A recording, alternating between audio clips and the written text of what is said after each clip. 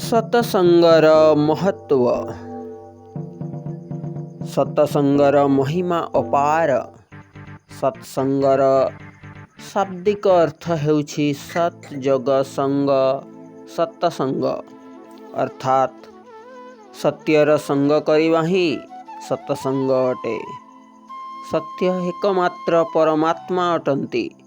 सही सत्य स्वरूप परमात्मांक सह तदात्म्य हेबा वस्तुत्व सत्संग अटे। किंतु आमर सद्ग्रंथ सबुरे ऋषि मनीषी माने सत्यरे स्थित रहुथिबा संथ साधु महापुरुष एवं तत्वज्ञानी सानिध्य और तांकठारु अध्यात्म तत्वोपदेश को श्रवण करने को मध्य सत्संग कहा जाए। एहिपरि सत्यरे तदात्मयता एवं संथ महापुरुषंक संगे दुईटी को शास्त्र रे सत्संग कहा जाइछि।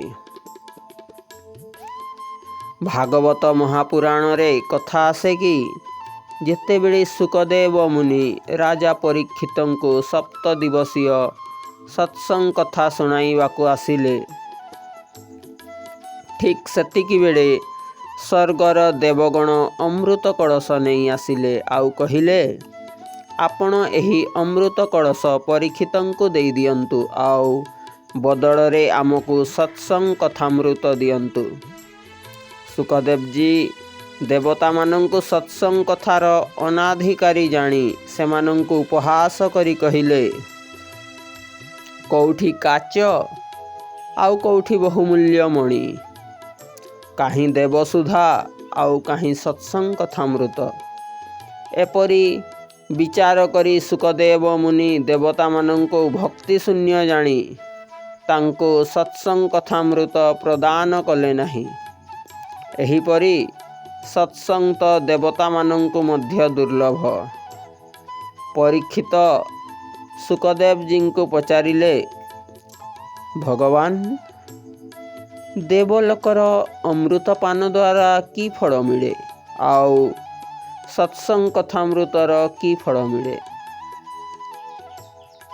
सुखदेव जी कहिले, देवलोकरे अमृत पान करुथिबा देवता मानंकर पुण्य क्षीण हेले पुनः मृत्यु लोक को आसी थांती, मात्र सत्संग कथामृत पान करिवा लोक मृत्यु उपरे विजय प्राप्त करि थांती।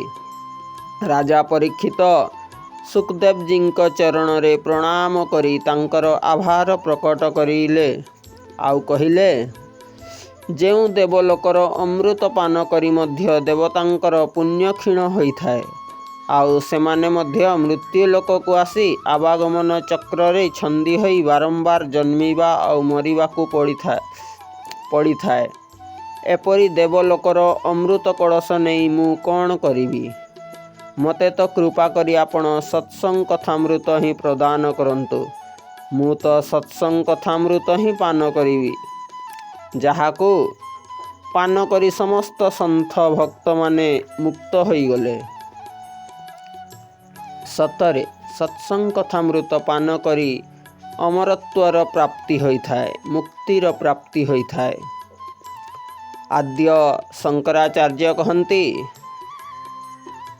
सत्संगत्वे निस्संगत्वं निस्संगत्वे निर्मोहतत्वं निर्मोहत्वे निश्चलतत्व निश्चलतत्वे जीवन मुक्ति।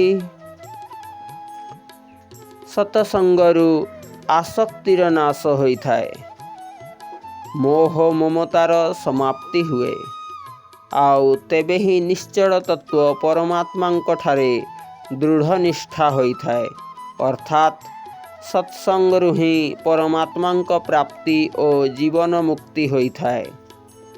संथंक कथन, गंगा पापं ससीतापं दैनं कल्पतरुहरत् पापं तापं दैनं सद्य साधु समागमः। गंगा पापर हरण करि थाए, चंद्रमा तापर हरण करि थाए, किंतु ସତ୍ସଙ୍ଗ ପାପ ତାପ ଦରିଦ୍ରତା ତିନୋଟିର ତତ୍କାଳ ଶମନ କରିଥାଏ। ଆଦିକାଳରୁ ହିଁ ସତ୍ସଙ୍ଗର ବଡ଼ ମହିମା ଗାନ କରାଯାଇଛି। ଅଧ୍ୟାତ୍ମ ପଥର ପଥିକଙ୍କ ପାଇଁ ସତ୍ସଙ୍ଗ ପ୍ରଥମ ସୋପାନ ଅଟେ। ସତ୍ୟ ତ ଏହିକି ସତ୍ସଙ୍ଗ ହିଁ ଭକ୍ତିର ଆଧାରଶିଳା ଅଟେ। ସତ୍ସଙ୍ଗ ବିନା ପରମାତ୍ମାଙ୍କ ପ୍ରାପ୍ତି ଅଥବା ଅଧ୍ୟାତ୍ମର ଉନ୍ନତି ଅସମ୍ଭବ ଅଟେ। ଭାଗବତ ମହାପୁରାଣରେ କୁହାଯାଇଛି, ତୁଲାୟାମ୍ ଲବେନାପି ନ ସର୍ଗ ନ ପୁନର୍ଭବମ୍ ଭଗବତ ସଙ୍ଗୀ ସଙ୍ଗସ୍ୟ ମର୍ତ୍ତ୍ୟନାଙ୍କି ମୃତାଶିଷ। ନିମିଷେ ମାତ୍ର ସତ୍ସଙ୍ଗର ତୁଳନା ସ୍ୱର୍ଗ ଆଦିର ତ କଥା ହିଁ କ'ଣ, ପୁନର୍ଜନ୍ମକୁ ନାଶ କରୁଥିବା ମୁକ୍ତି ସହ ମଧ୍ୟ ତୁଳନା କରାଯାଇପାରିବ ନାହିଁ। ତେବେ ମୃତ୍ୟୁ ଲୋକର ରାଜ୍ୟ ଆଦି ସମ୍ପତ୍ତିର କଥା ହିଁ କ'ଣ? ରାମଚରିତ ମାନସରେ ମଧ୍ୟ କୁହାଯାଇଛି, तात स्वर्ग अपवर्ग सुख धरिह तुला एक अंग तुलना ताहि सकल मिली जो सुख लब सत्संग।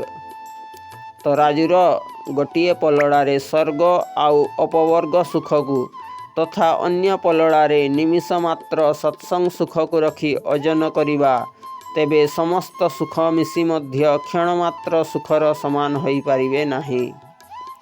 ସତରେ ସତ୍ସଙ୍ଗର ମହିମା ଅପାର। ସତ୍ସଙ୍ଗ ପ୍ରଭୁ ପ୍ରାପ୍ତିର ସହଜ ସାଧନ ଅଟେ। ଏହାର ବିନା ସାଧକ ଅଧ୍ୟାତ୍ମର ପଥରେ ଅଗ୍ରସର ହୋଇପାରିବ ନାହିଁ। ସତ୍ସଙ୍ଗ ଏତେ ସୁଗମ ଓ ସରଳ ସାଧନ ଅଟେ କି ଅତି ସାଧାରଣ ବ୍ୟକ୍ତି ମଧ୍ୟ ଏହାର ସେବନ କରିପାରିବ। କାହିଁକି ନା ସତ୍ସଙ୍ଗରୁ ସହଜରେ ହିଁ ମାନବକୁ ପରମ ଗତି ପ୍ରାପ୍ତ ହୋଇଥାଏ। ସତ୍ସଙ୍ଗର ପ୍ରାପ୍ତି ବଡ଼ ଭାଗ୍ୟରେ ହୋଇଥାଏ। ଶ୍ରୀମଦ୍ ଭାଗବତ ମହାପୁରାଣରେ ଭଗବାନ କୃଷ୍ଣ କହୁଛନ୍ତି,